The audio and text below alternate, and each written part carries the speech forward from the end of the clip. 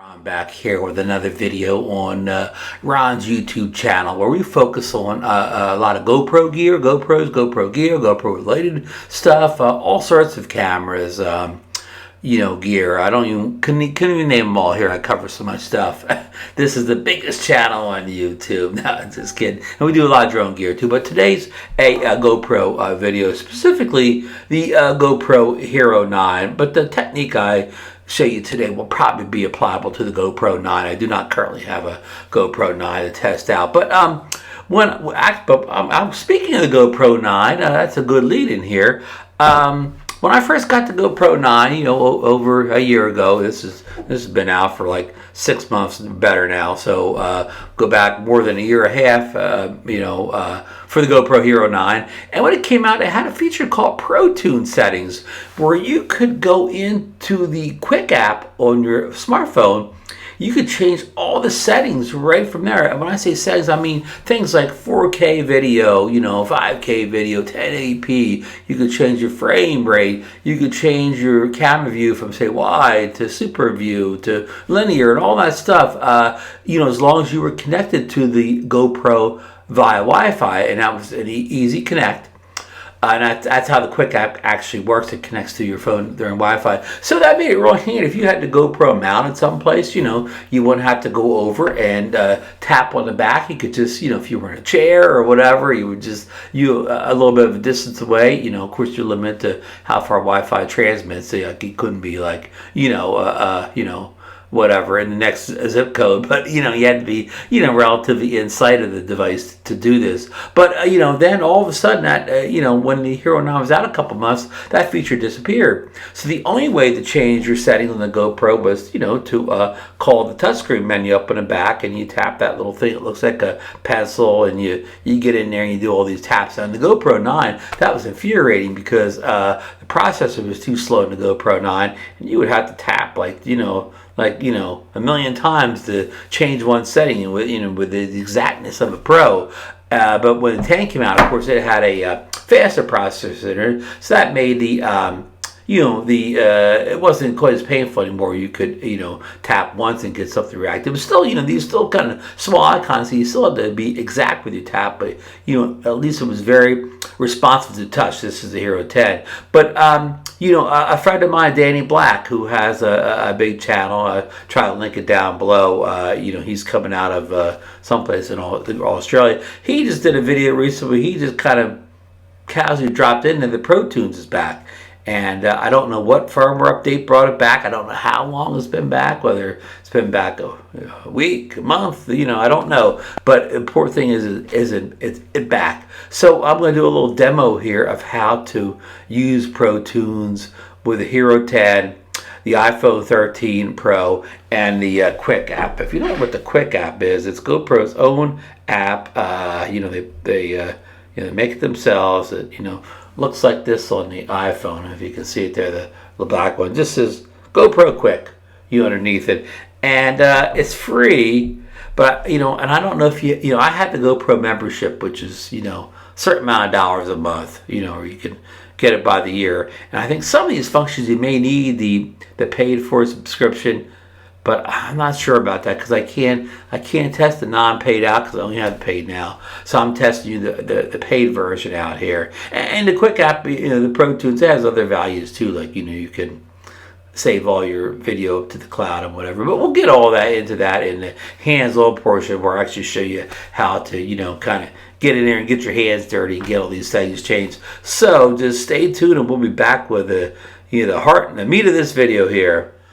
Okay, folks, this is one of my kind of features I really liked when I first got it. I think it was the Hero 9, and I believe they called it ProTune back then, but I may be wrong on that. But what the feature I'm about to show you here is, it was first enabled, I saw in the Hero 9, where you could actually set your Hero up here and control all the camera settings from the Quik app on your smartphone. And then, after a couple months, that was removed, and it was no ever notification that it was removed, why it was removed, if it was ever coming back. Some people speculated that it would go behind a paywall or something, but I just noticed the other day the feature is back. And what I'm going to show you here is, okay, I'm assuming you can see we've got the GoPro on the Hero 10, and you see it's focusing over here on my Alexa device.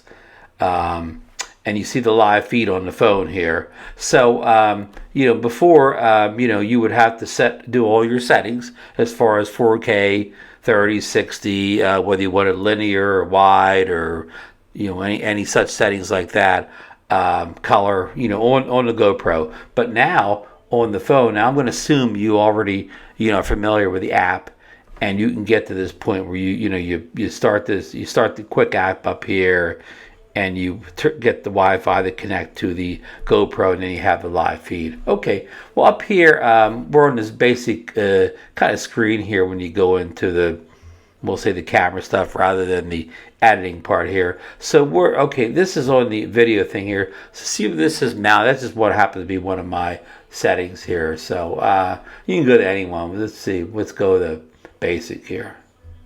I think basic's a prefab. Okay, so we changed the setting, but now if you want to change settings, say, let's hold that down like this, and then you go to the little pencil icon here, and usually you would see this stuff on the GoPro and not on the phone, but now you have, whether you can see good enough here, all the basic settings that you could change right here. So at the top, you can see it said 1080p.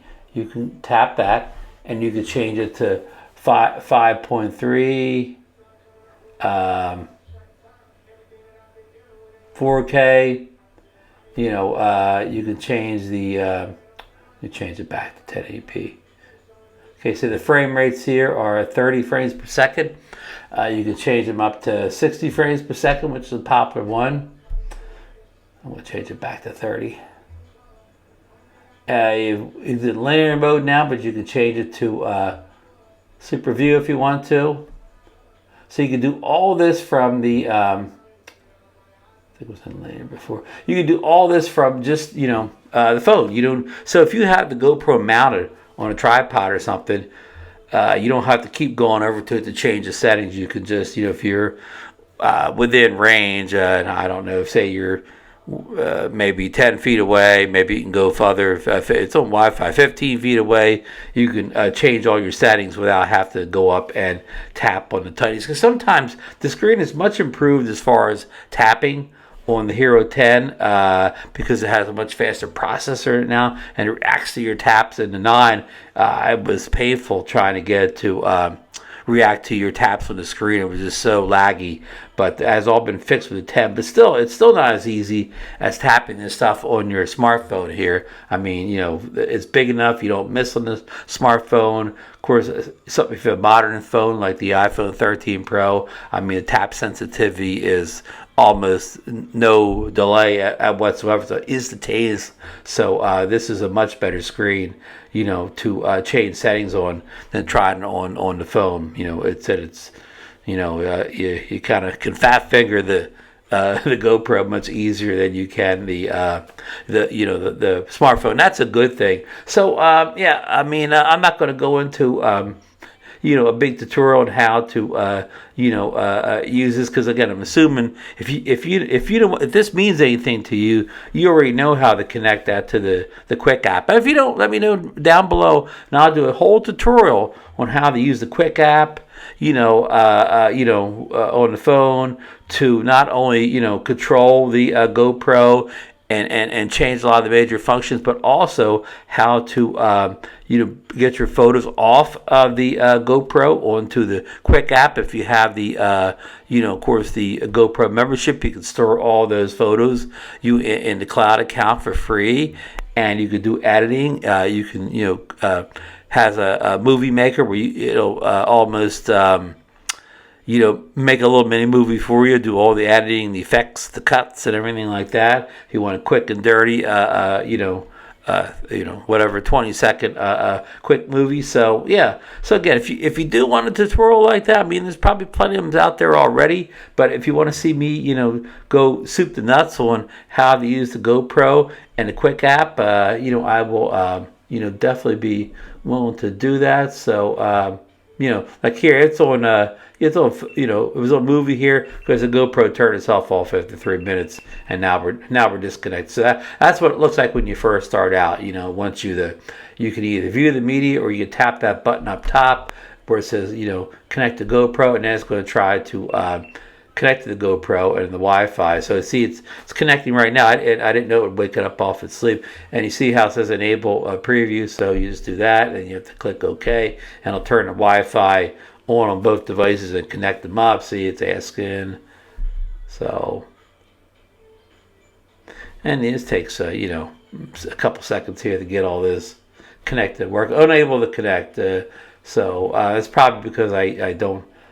Something got turned off. Like in the GoPro, sometimes you have to go in and pull down from the top here and go over one screen and hit connections here, and connect device, Quik App.